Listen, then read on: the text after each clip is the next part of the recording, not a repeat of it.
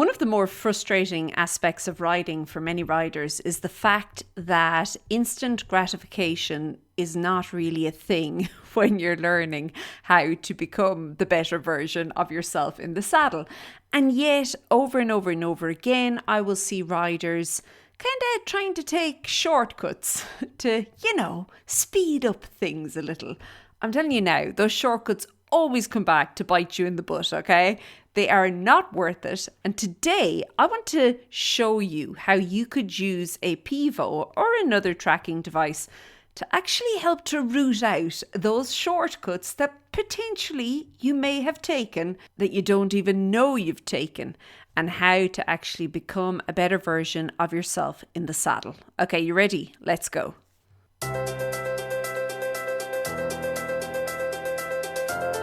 Hey there, and welcome to the Daily Strides podcast. My name is Lorna Leeson. I'm an equestrian trainer and coach, and I work with riders from all over the world, helping them to identify maybe the things that they're doing or not doing in the saddle that are having a massive impact on their riding and their training with their horse.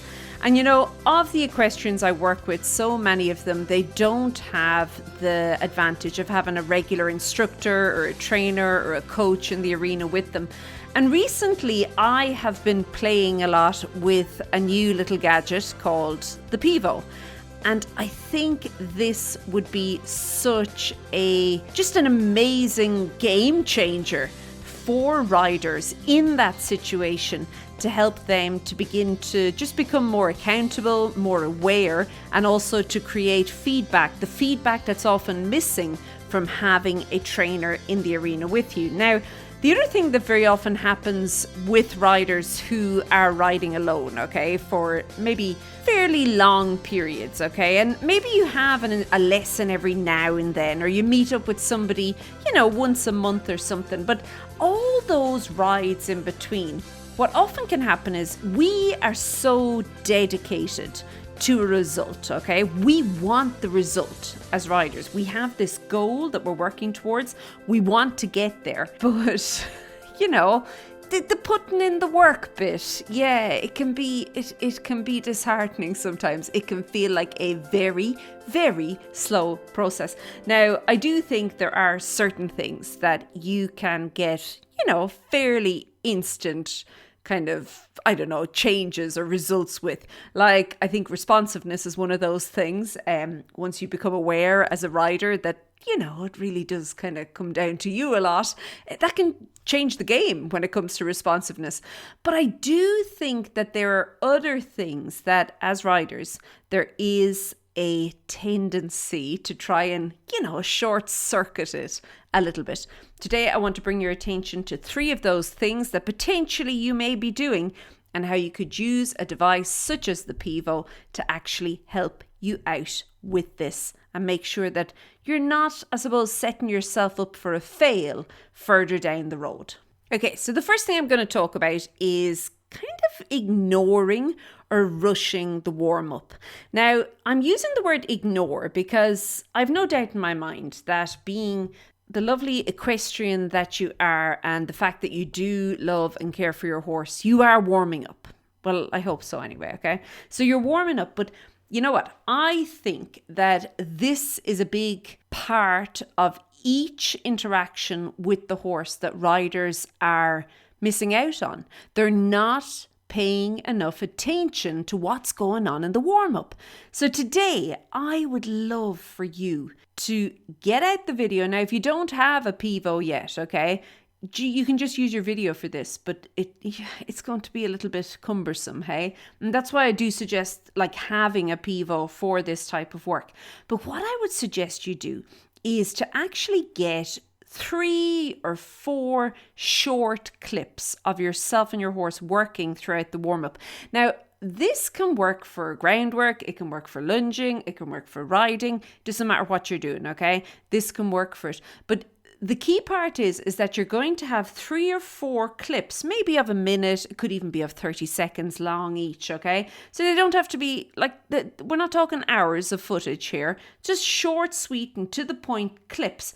But what you're then going to do is when you review the actual clips that you took, you're going to begin looking for differences and almost like a sense of progression through those clips. Now, what you may notice is that initially your horse might be, a little bit stiff, a little bit, not as forward as you would like, okay? Or maybe your horse, there's just a little bit too much going on there, okay? A little bit too much tension through the body, maybe a bit of hollowness, maybe a bit of, not paying any attention to you and rather looking at everything else going on, whatever it is.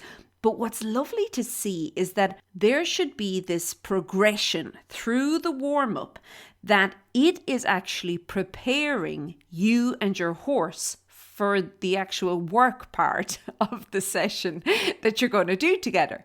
And if you're thinking, well, Lorna, what do you mean the work part of the session? That'll depend on the warm-up. Yeah, that's probably where you're going wrong as well, okay? You do need to have at least some sort of a plan or a goal or an intention for each of the interactions with your horse. Like, go out there with something on your mind that you're going to work on.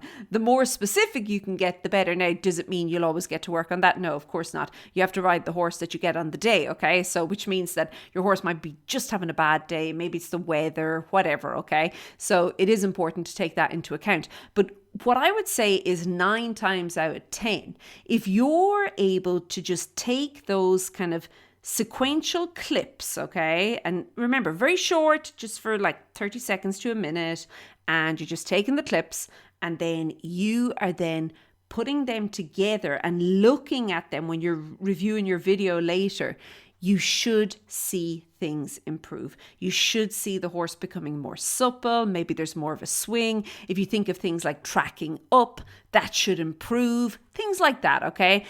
You should see maybe the contact begin to come into a little bit more of a play. Things like that. I think it's really important. And I think it is a shortcut that riders are taking. They are happy enough to sit there for maybe 5 minutes or 4 circles, whatever, okay? And then they're like, okay, I've warmed up. Now let's go on to the good stuff, to the fun stuff. And they hack on. No, your warm-up should be just that. It should be warming up for whatever it is that you're actually getting into with your horse. And then also, before I just jump off this, remember, you're creating the videos. Like when you're taking the videos, and again, this is why I love the Pivo, because you can have like a zapper in your hand, a remote, okay?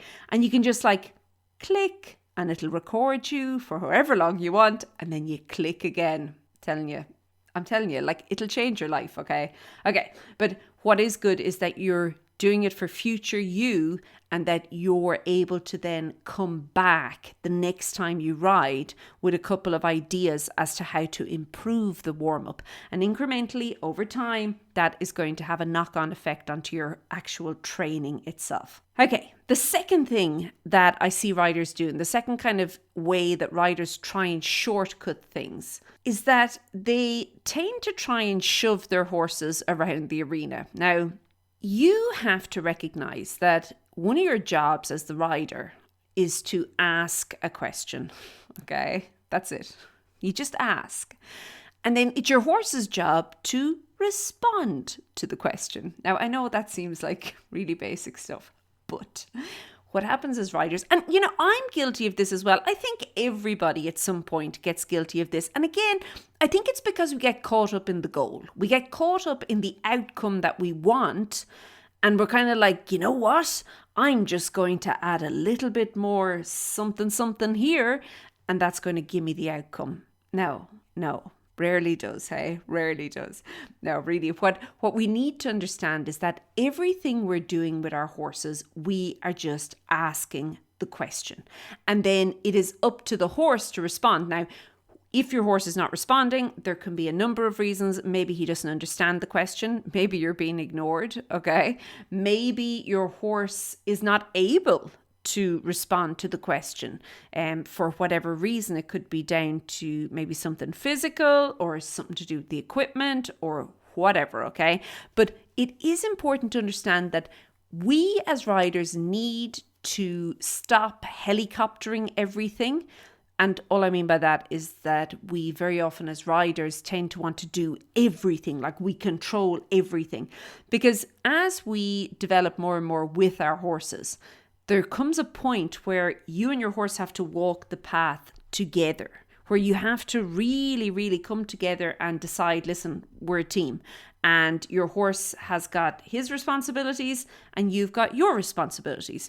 And that by coming together as the team, the two of you are working together, each understanding that you have your responsibilities and that you're doing it to get this desired outcome that the two of you are working towards. That won't happen if you keep trying to do everything for your horse. So what I would suggest doing is to get out there with the Pivo and ride a couple of very basic movements. So things like circles, okay? And if you've got like a green horse or if you're a more novice rider, think sweeping. Think large, go bigger is better, hey? So nice big circles. If you and your horse are a little bit further along in your training, you could kind of tighten things up a little. Think smaller, more accurate circles, okay? Now I'm using circles. There's lots of different things we could do here. You could do some lateral work like leg yielding, shoulder in, whatever, okay? I'm just using the most basic of the basic, which is a circle. And what you're going to do then is you're going to begin to analyze how much are you helicoptering the whole thing? Are you micromanaging every single little part of that exercise? Are you kind of shoving your horse around the arena, forcing him over? Like your whole alignment, your position, everything is flown out the window, like gone for a ball because you're just busy trying to get your horse. You're busy trying to make your horse do something. That's not your job. Your job is not to move the horse. Your job is to ask the horse to move. I cannot stress this enough. This is like such a vitally important concept as a rider to try and grasp. Your job is not to move the horse. Never. Your job is to ask the horse to move. Okay? And then you have to be able to get out of the way. Let the horse make the mistake. Look, there's going to be millions. There's going to be so many mistakes that you're going to be so fed up fixing mistakes. But that's the work. You can't shortcut that. Well, you can. And as I said, we see riders do it a lot where they're shoving the horses around the arena, okay? But all it leads to is that they get to the point in the training, it's usually around the point where they're really trying to work on kind of this concept of connection and contact and you and the horse really holding hands and going together in that teamwork. And it won't work. It won't work because it can't work. And it can't work because your horse has not learned to take responsibility. Okay? And you've not learned to delegate. Okay. So there we go. That is what I am going to ask you to look at. So when you're looking back over your videos, again, couple of short, like sweet to the point videos, okay? Just focusing on specific movements. Again, like I said, a circle, but this could be leg yielding, shoulder in, turn on the forehand. It could be, I don't know, like in trot, in canter, in walk, whatever. It makes no difference. What is important here is that you're looking at yourself. You're seeing, am I overriding this? Like, am I doing all the things here? Am I holding it together as though if I relaxed a muscle in my body, myself and the horse are actually going to fall down the ground, okay? We'll like become a puddle. Well, if you're doing that, you need to back off a little. Where I would suggest here would be looking at if you're fairly symmetrical, looking at how your weight is distributed. Okay, like if there's one stirrup 4 inches lower than the other, you've got an issue, hey? But no, seriously. And the same with your shoulders, your hips, all the things. A good way to think about it when you're riding it is, are my 2 seat bones equal distance from an imaginary line? If I was to draw one down my saddle from the cantle to the pommel, are my seat bones equal distance down that line? And can I remain with them fairly equally distanced, okay? Or like, is my one seat bone just shoving the other one clean off the saddle? Move over, buddy, I've got this, okay? So it is important. You have to learn to ask a question and then let the horse respond. Can't shortcut it. I'm telling you now. Well, you can, but you're not going to get anywhere, okay? So I want you to use your Pivo to do this. And again, what I love about the Pivo is, and I'm going to keep coming back to the fact that you can like hit record and hit stop, but not only that, you can talk to yourself as you record it. And I think that's fantastic. You could either listen to an audio lesson, okay, or listen to some sort of guided audio. I spoke about it last week to kind of keep yourself on track a little, or you can record what's going on in your head and maybe the thoughts you're having and how it feels and things like that. And then when you look back over the video with your audio in the video, you can then see, hold on now, I mightn't have been 100% accurate on that one, okay? Cheapers tonight and whatever. And it is fantastic. I really do think this could change everything. Okay, the third shortcut that I see riders doing all of the time when they are trying to get ahead, and again, so often they don't realize this, is that they just are treating transitions as a means to an end. Okay, it's a bit like, you know, when people say life is not about the destination, it's about the journey. Yeah, the journey's the transition, hey? The transition, it's really important. Like, it's not just to get you to canter, and it's certainly not just to get your horse to slow down, okay? I see that a lot with downward transitions. There becomes this bit of a, whoa, jeepers tonight, we need to just slow this down, Tonto. And they will do anything, riders will do absolutely anything possible just to feel better in their head, okay? Now, I want you to start thinking about your transitions as being the journey, and how important anybody who has lived a lovely life will tell you the journey is the important bit, not the destination. So I really want you to start kind of coming into your rides with that concept, and then using your Pivo to set up planned transitions. And this is again where I would begin combining this with markers and poles and whatever you want to use in the arena. You don't have to get fancy. You can use your jumper, your jersey. Do people say jumper in the rest of the world? I have no idea. In South Africa, they don't. But anyway, we say it in Ireland, your jersey, your gansey, whatever you want to call it, okay? The thing that keeps you warm. You could take that off, put it on the ground, and you could use that as your marker, okay? So it doesn't have to, you don't have to like rolling your eyes and go, oh, Lorna, please, dressage.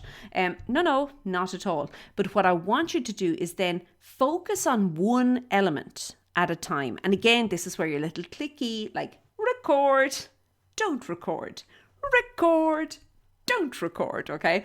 You could focus on straightness, you could focus on softness, lightness, that symmetry we spoke about earlier, weight distribution. Are you leaning forward? Are you leaning back? Are you collapsing? What's going on there? Relaxation. Particularly, I love the concept of focusing on relaxation from the perspective of combining it with rhythm before, during, and after the transition. That's a powerful one, okay? Self-carriage. Like, does it all get very heavy? Okay? Things like that, okay? But what you're going to do then is you're going to, again, hitting the start and the stop and talking yourself through it, okay? And telling your future self what you think is going on in the moment. You are then going to kind of see how things are going. Like, you could say, okay, it felt like my horse got a little brace there. I'm not sure why. And then maybe future you, when they're reviewing the video, can say, oh, well, of course the horse got braced. Look what I done. Look what I was busy doing up there. Or no, dead right, got braced, but it was lack of preparation or whatever, okay? Like I should have prepared a little bit longer and gave a little bit more time to make that transition a good one, or whatever the case is, okay?